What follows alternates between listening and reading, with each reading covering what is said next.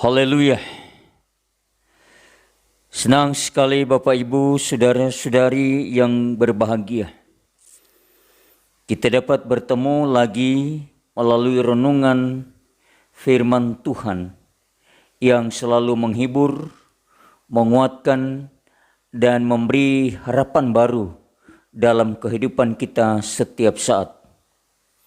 Doa kami kiranya firman Tuhan ini Bapak Ibu saudara-saudari semakin memahami dan berserah sepenuhnya hanya kepada Tuhan.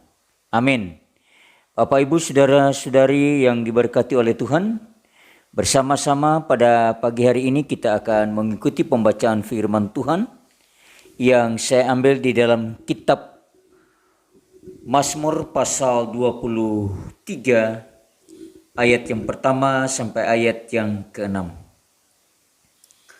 Mazmur pasal 23 ayat pertama sampai ayat yang ke-6. Demikian bunyi firman Tuhan. Tuhan gembalaku yang baik. Mazmur Daud. Tuhan adalah gembalaku, takkan kekurangan aku. Ia memeringkan aku di padang yang berumput hijau. Ia membimbing aku ke air yang tenang. Ia menyegarkan jiwaku, ia menuntun aku di jalan yang benar oleh karena namanya. Sekalipun aku berjalan dalam lembah kekelaman, aku tidak takut bahaya, sebab Engkau besertaku. Gadamu dan tongkatmu, itulah yang menghibur aku. Engkau menyediakan hidangan bagiku di hadapan lawanku. Engkau mengurapi kepalaku dengan minyak, pialaku penuh melimpah. Kebajikan dan kemurahan belaka akan mengikuti aku seumur hidupku, dan aku akan diam dalam rumah Tuhan sepanjang masa. Demikian pembacaan firman Tuhan pada pagi hari ini. Kiranya Tuhan memberkati kita semua. Bapak Ibu saudara-saudari yang diberkati oleh Tuhan, sebelum kita mendengarkan firman Tuhan, terlebih dahulu kita satu di dalam doa. Mari kita berdoa. Bapa kami yang di surga, terima kasih karena Tuhan selalu memberkati kami setiap saat. Dan terima kasih karena Tuhan juga selalu menjaga dan memelihara kami setiap saat. Dan terima kasih juga karena Tuhan selalu menyiapkan berkat-berkat-Mu melalui kebutuhan-kebutuhan kami. Pada saat ini Bapa di surga, kami akan mendengarkan firman-Mu, dan biarlah firman-Mu yang kami dengar ini akan menjadikan kami tetap kuat di dalam Tuhan. Inilah doa kami di dalam nama Tuhan Yesus, hamba persembahkan doa ini. Amin. Bapak Ibu yang diberkati oleh Tuhan, pada pagi hari ini saya memberi judul firman Tuhan dengan judul Tuhan adalah gembalaku. Tuhan adalah gembalaku. Bapak Ibu saudara-saudari yang diberkati oleh Tuhan, kita hidup di dalam dunia yang sama seperti pada masa Daud hidup. Ia mempunyai banyak pengalaman hidup, perjalanannya berliku-liku. Sejarah hidup setiap orang tentunya tidak sama. Namun dunia ini sama saja untuk semua orang yang datang ke dalamnya. Sebab dunia ini telah dirusak oleh dosa. Banyak tahun telah berlalu dan waktu senja telah tiba bagi kehidupan Daud. Daud pada saat mana ia menyanyikan Mazmur 23 ini.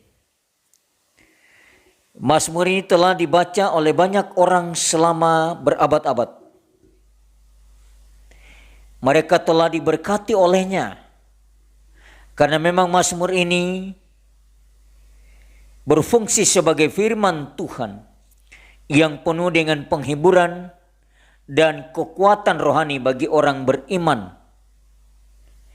Mazmur ini ditulis dan dinyanyikan setelah melewati waktu yang lama sejak masa Daud hidup dengan Allah.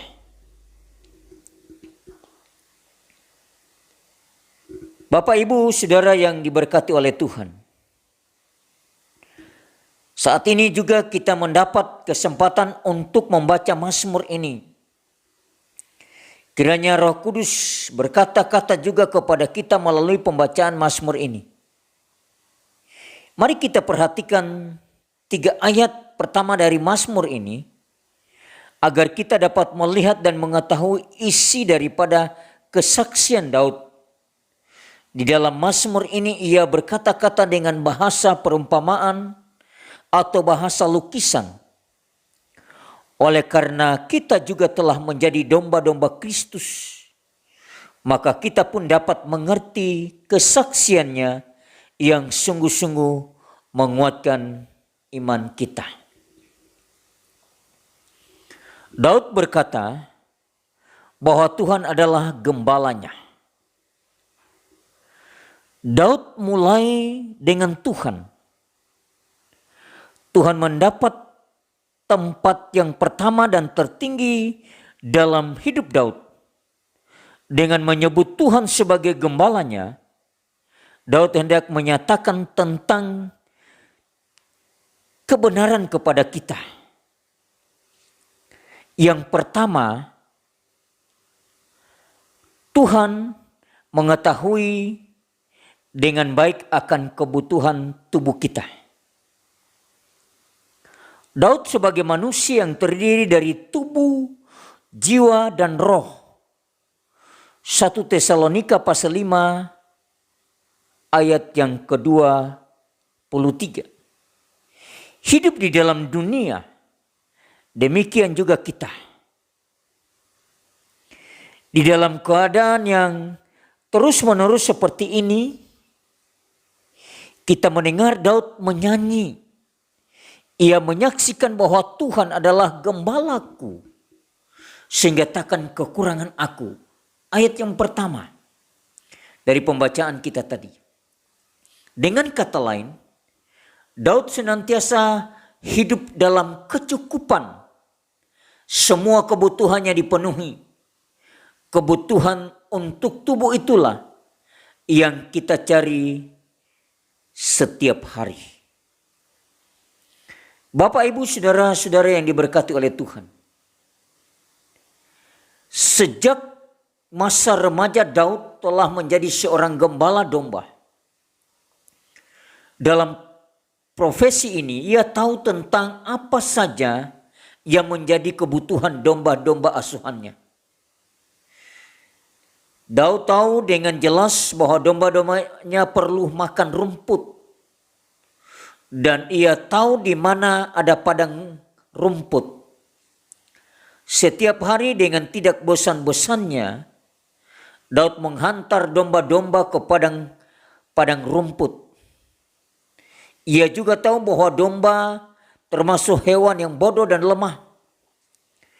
Dalam keadaan yang demikian, mereka menjadi mangsa bagi binatang-binatang buas.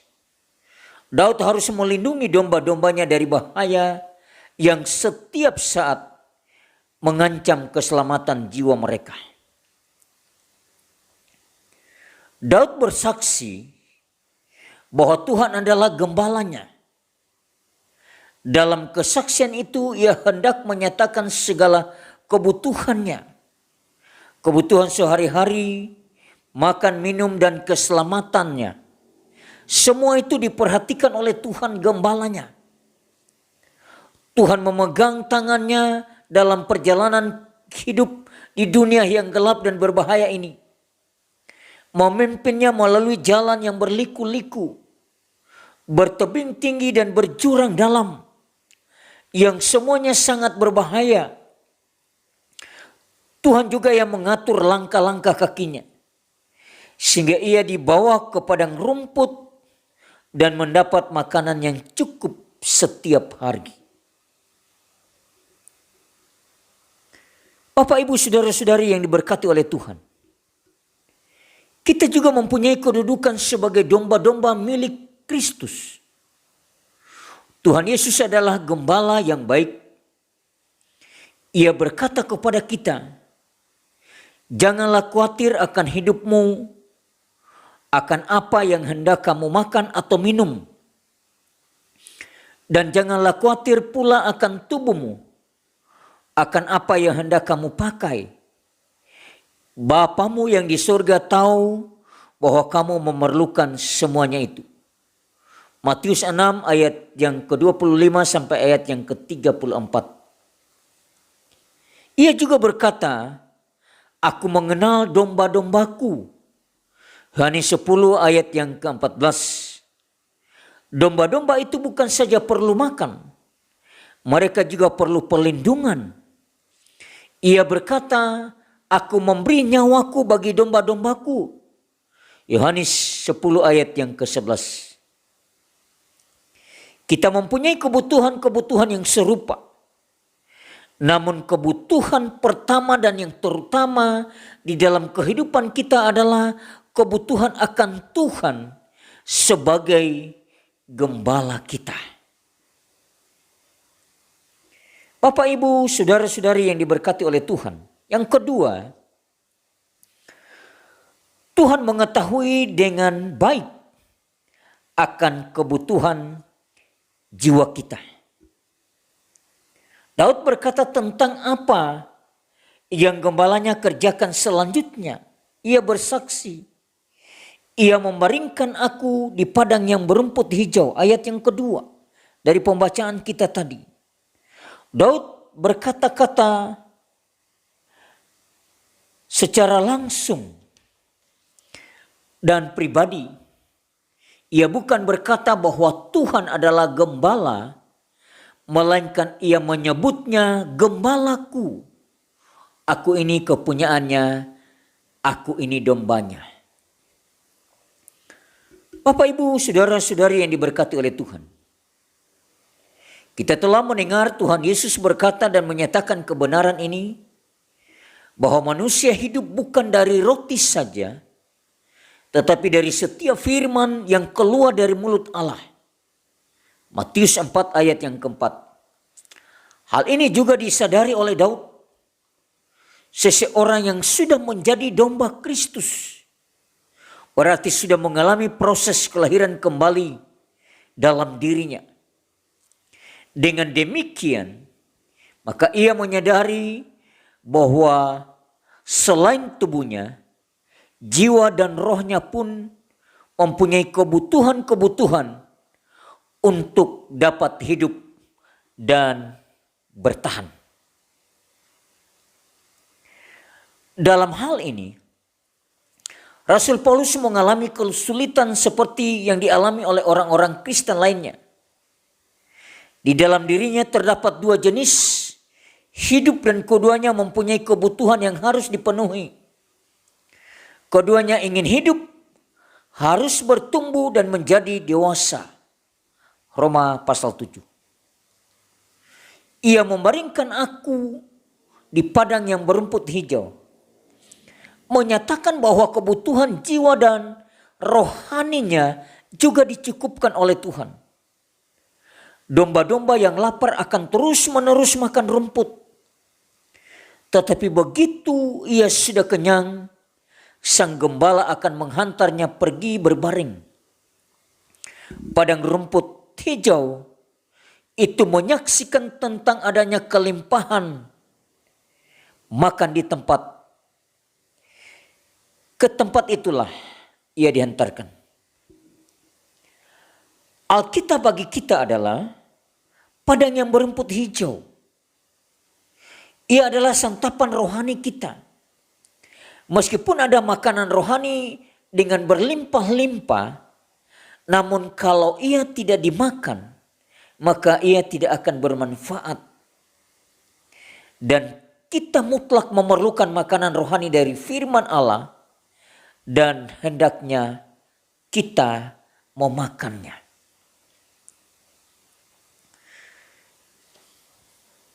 Daud menunjukkan dan mengajar kita untuk mengalami kecukupan akan kebutuhan rohani kita selain kebutuhan lahiriah atau kebutuhan badani kita.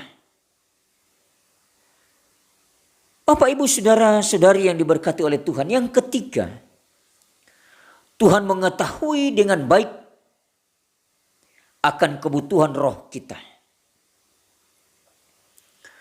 Pada waktu Daud berkata, Tuhan adalah gembalaku, ia membimbing aku ke air yang tenang, ia menyegarkan jiwaku, ayat yang ketiga, maka Daud telah melangkah lebih jauh, lebih tinggi dalam kebutuhan dirinya. Air yang tenang, yang menyegarkan jiwa, menyatakan tentang Roh Kudus dan peranannya dalam kehidupan setiap orang Kristen. Air yang tenang berarti air yang bersih dan jernih. Sifat air bukan saja untuk membersihkan, tetapi juga untuk menyegarkan. Bapak, Ibu, saudara-saudari yang diberkati oleh Tuhan, mungkin kita masih ingat akan seorang wanita yang semula mencari kepuasan hidupnya pada manusia, yaitu pada seorang suami yang kaya. Ia kecewa karena ia tidak mendapatkan kepuasan bagi rohnya. Ia meninggalkan suaminya yang pertama dan mencari yang kedua dan seterusnya. Hingga 5 orang, ia tetap saja tidak mendapatkan apa yang diperlukan oleh rohnya. Meskipun demikian, ia masih saja mencarinya pada orang yang ke-6. Sebab ia tidak mengetahui siapa yang dapat memberi apa yang diperlukan oleh rohnya itu. Pada saat itu ia bertemu dengan Tuhan Yesus. Tuhan menunjukkan keadaan dan kebutuhannya yang sebenarnya. Barulah ia belajar bahwa hanya Yesus saja yang dapat memberi air yang tidak akan membuat orang haus. Tuhan berkata-kata tentang Roh Suci yang akan datang dan akan berdiam diri. Ialah yang akan menjadi mata air di dalamnya yang terus-menerus memancar sampai hidup yang kekal. Yohanes pasal 4 ayat yang pertama sampai ayat yang ke-42.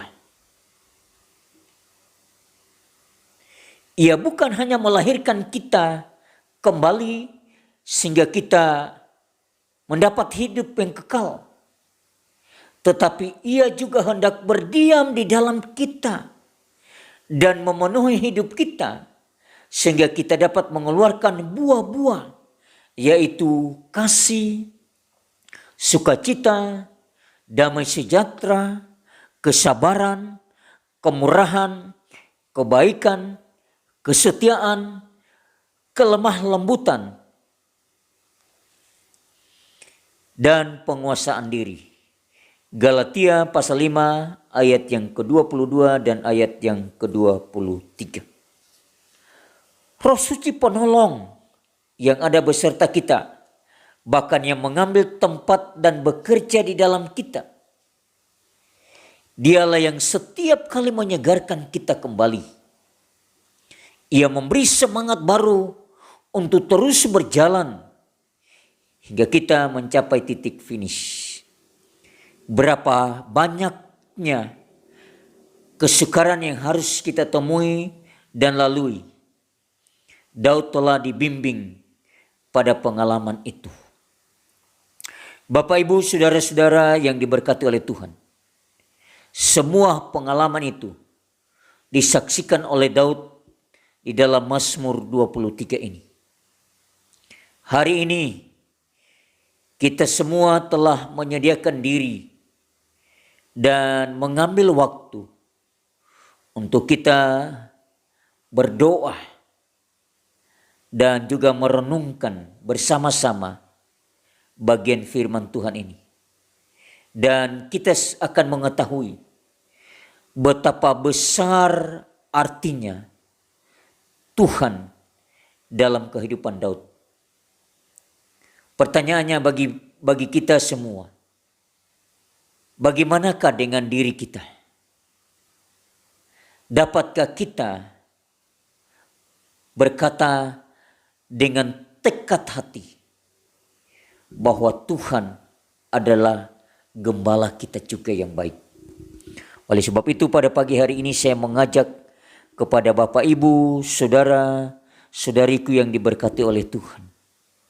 Biarlah pada pagi hari ini kita mengatakan dengan segenap hati kita, Tuhan adalah gembalaku yang baik. Oleh sebab itu, Bapak Ibu Saudara-saudaraku yang diberkati oleh Tuhan, marilah kita terus mengambil waktu untuk kita berdoa kepada Tuhan, menaikkan puji-pujian kita kepada Tuhan, dan kita mengambil waktu supaya kita terus ada di dalam doa-doa kita dan puji-pujian kita setiap saat. Demikianlah bagian firman Tuhan pada pagi hari ini. Kiranya Bapak, Ibu, Saudara-saudari senantiasa diberkati oleh Tuhan. Amin. Tuhan memberkati kita semua. Mari kita berdoa. Bapa kami yang di surga, terima kasih untuk firman-Mu yang kami sudah sampaikan dan dengar pada pagi hari ini. Pada pagi hari ini hamba-Mu berdoa untuk semua jemaat-jemaat-Mu. Tuhan Yesus memberkati mereka sepanjang hari ini, bahkan sepanjang minggu yang kami jalani bersama-sama. Kiranya Tuhan akan selalu menyertai dan memberkati dimanapun kami berada. Tuhan selalu memberikan sukacita mereka yang berada di dalam rumah, dan Tuhan tetap menjaga mereka yang berada di luar rumah karena pekerjaan, dan mereka juga akan dilindungi oleh Tuhan setiap saat. Hamba juga berdoa bagi semua hamba-hamba Tuhan, baik opsir-opsir atau pendeta-pendeta di dalam rumah tangga dan pelayanan, tetap diberkati Tuhan, diberi kesehatan, dan juga berkat-berkat-Mu selalu. Berkati juga pelayanan kami hamba-hamba-Mu di kota, di desa, di pelosok sekalipun. Juga hamba berdoa berkati juga bagi bangsa dan negara kami. Juga kami berdoa bagi kota Malang. Kiranya Tuhan juga memberkati. Terima kasih Bapa di surga. Inilah doa kami. Ampuni dosa dan salah kami. Di dalam nama Tuhan Yesus hamba berdoa dan mengucap syukur. Amin. Terima kasih, Tuhan memberkati kita semua. Tetap jaga kesehatan dan tetap tingkatkan doa-doa kita kepada Tuhan. Tuhan beserta kita selamanya. Amin.